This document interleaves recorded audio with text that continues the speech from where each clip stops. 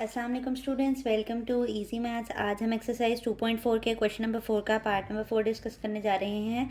इसके अंदर उसने हमसे कहा है कि find the values of x in the following logarithms. ये जो लोगैरिथम्स हैं इनमें से जो भी वेरिएबल एक्स है हमने उसकी वैल्यू फाइंड आउट करके देनी है। तो पहले क्वेश्चन की तरफ बढ़ते हैं। आप देखें इसके अंदर जो है वो हमारे पास लोगैरिथम मौजूद नहीं है। इसका मतलब है कि ये एक्सपोनेंशियल फॉर्म में सवाल दिया गया है, यानी पावर्ड फॉर्म में जो है वो हमारे पास सवाल दिया गया है। तो हम इसको फिर कन्वर्जन इसके अंदर लेकर आएंगे। तो सबसे पहले आप देखें कि यहाँ पर हमारे पास क्या है कि 1/27 लिखा हुआ है। तो मैं बेसिस को सेम बनाने के लिए ऐसा कर सकती हूँ कि हमने ये सीख रखा है कि अगर कोई नंबर है जो कि जिसकी नीचे पावर m है, तो अगर मैं उसको ऊपर ले आऊँ तो उसकी पावर ऊपर आके क्या हो जाती है, नेगेटिव हो जाती है। ठीक है, तो ये 27 की जो इंटरनल पावर है वो इस वक्त क्या है, 1 है। ऊपर लेकर जाऊँगी तो ये क्या हो जाएगा, -1 हो जाएगा। तो आप ये स्टेप में देखें कि 27 की पावर -1 हो जाएगी ऊपर आने की वजह से। उसकी आउटर पावर क्या है, x-7, और यहाँ पर हमारे पास क्या है, 27। डन। अब हमने ये भी सीख रखा है लॉज ऑफ इंडिसेस के अंदर कि अगर हमारे पास किसी नंबर के ऊपर डबल पावर होती हैं तो वो पावर्स आपस में क्या हो जाती है, मल्टीप्लाई हो जाती हैं। ठीक है, तो यहाँ पर -1 और x-6 मल्टीप्लाई हो जाएंगे। तो -1 और x-6 को जब आप मल्टीप्लाई करोगे तो यहाँ पर प्लस है, minus plus, -x, minus minus plus x, ओ +6। ठीक है, ये समझ आया आपको, माइनस प्लस माइनस और माइनस माइनस प्लस। तो अब इसकी जो 27 की जो फाइनल पावर है वो क्या बनेगी हमारे पास, 27 माइनस मल्टीप्लाई हो जाने की वजह से हमारे पास क्या बन गया, -x + 6। और यहाँ पर जिसके ऊपर कोई पावर नहीं होती है उसके ऊपर क्या पावर होती है, 1 होती है। अभी हमने पिछली वीडियो के अंदर इसको डिस्कस किया था कि बाय कंपेयरिंग को एक्सपोनेंट्स भी लिख सकते हैं कि आप यहाँ पे बेसिस सेम हो गई हैं तो आप पावर्स को इक्वल कर लें, या फिर आप ये रूल लिख लें कि मैथ्स में ये रूल होता है कि when bases are same, when bases are same, powers are equal। आप इस बात को कंपेयरिंग एक्सपोनेंट भी कह सकते हैं। ठीक है, पावर्स आर इक्वल। तो यहाँ पर आप देखें बेसिस सेम है तो अब आपने सिर्फ पावर्स को लिखना है। ठीक है, तो पावर्स हमारे पास क्या है, -x + 6, और यहाँ पे पावर क्या है, 1 = 1 आ गया। +6 उधर जाकर क्या हो जाएगा, -6 हो जाएगा। तो ये 1 - 6 का आंसर हमारे पास क्या आएगा, 5, और बड़ी वैल्यू का साइन क्या है, माइनस। मैंने आपको बताया था कि यहाँ पर जिसके साथ कुछ नहीं होता है उसके साथ 1 होता है। तो ये -1 यहाँ पर x के साथ क्या हो रहा है, मल्टीप्लाई, उधर जाकर क्या हो जाएगा, डिवाइड। नीचे वाले 1 की कोई अहमियत नहीं होती, लेकिन माइनस साइन जो है वो आपस में कैंसिल हो जाएंगे। तो इसका सिंपल जो आंसर आएगा वो हमारे पास क्या आएगा, रिक्वायर्ड जो x का आंसर था वो हमारे पास आएगा x = 5। एंड पे आप इसको अच्छा सा बॉक्स बना के हाईलाइट कर लें ताकि एग्जामिनर को आपका आंसर ढूंढने में मसला ना हो। ठीक है, तो नेक्स्ट क्वेश्चन है हमारे पास, यहाँ पर आप देखें उसमें 5th क्वेश्चन में उसने हमें कहा है लोग 5x - 10 और = क्या है, 2 है। तो इसको डायरेक्ट हम एक्सपोनेंशियल फॉर्म में लिख सकते हैं, और एक्सपोनेंशियल फॉर्म में लिखने का मैंने क्या तरीक़ाकार बताया था आपको। पहले आप एक दफ़ा इसको दोबारा लिखें क्योंकि इसके अंदर जो है वो बेस स्पेसिफाई नहीं की हुई, और हमें पता है जब बेस ना बताई हुई हो तो फिर बेस क्या होती है, 10 होती है, क्योंकि कॉमन लोगैरिथम में बेस होती ही 10 है।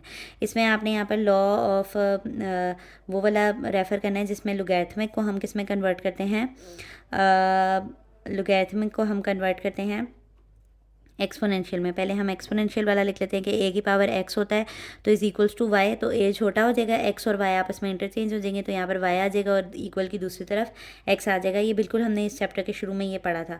तो अब लोगैरिथमिक फॉर्म में मौजूद है, अब हमने किस में लेके जाना है, एक्सपोनेंशियल फॉर्म में। तो यहाँ पर देखें a में क्या है, 10, a बड़ा हो जाना है तो 10 बड़ा हो जाएगा। ये दोनों वैल्यूज़ आपस में इंटरचेंज हो जाएंगी। y यहाँ पे 5x - 10 है, इसको हमें इक्वल के दूसरी तरफ लिखना पड़ेगा, 5x - 10 इसके मुताबिक। और x में क्या था, 2, ये देखें x की प्लेस पे क्या है, 2, तो 2 यहाँ पे पावर बन जाएगी। डन। 10 का स्क्वायर आपके पास क्या होता है, 100, 10 10 का क्या होता है, 100, -10 इधर आकर क्या हो जाएगा, +10। डन।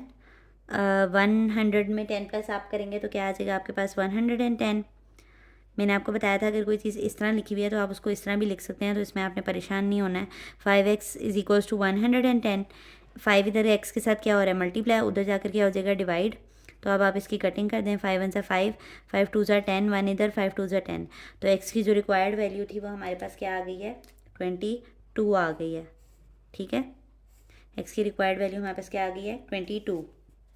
नेक्स्ट क्वेश्चन नंबर 6 के अंदर उसने हमसे कहा है कि log 2 बेस में है, x प्लस 1 है, माइनस log 2 अगेन बेस में है और यहाँ पर x माइनस 4 है और इज इक्वल्स टू क्या है 2 है। अब आपके पास यहाँ पर कोशेंट लॉ अप्लाई हो रहा है।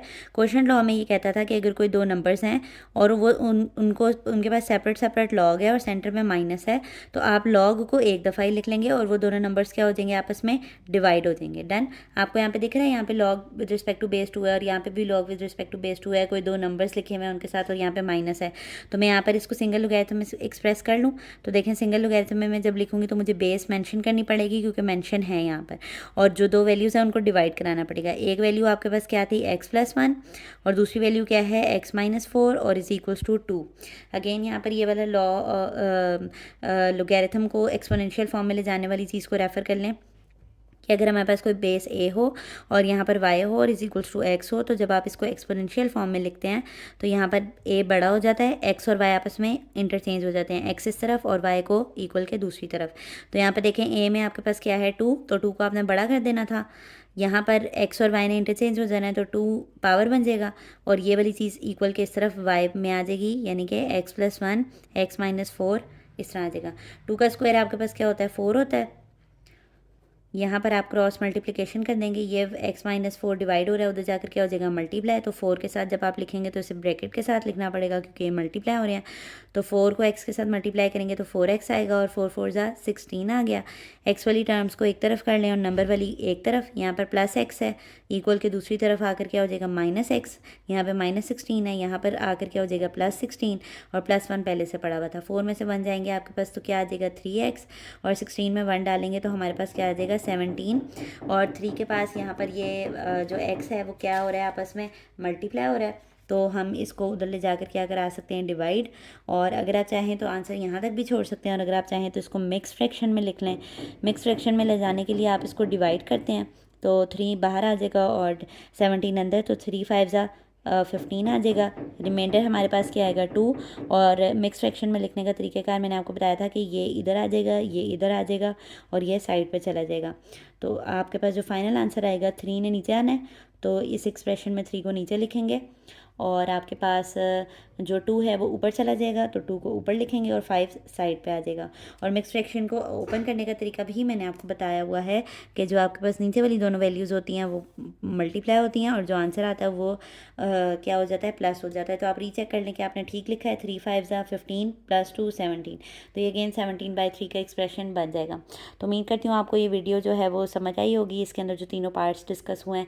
और अगर आपको हमारा वे ऑफ टीचिंग ईजी लगता है और प्रेजेंटेबल लगता है तो हमारी वीडियोज़ को लाइक किया करें और शेयर करें अपने उन स्टूडेंट्स के साथ जो इस वक्त 9th क्लास में है, ताकि हमारा जो मोटिवेशन है वो इसी तरह बढ़ता जाए और हमारे चैनल को ग्रो करने में आप हमारी मदद करें और चैनल को सब्सक्राइब करें। थैंक यू, अल्लाह हाफ़िज़।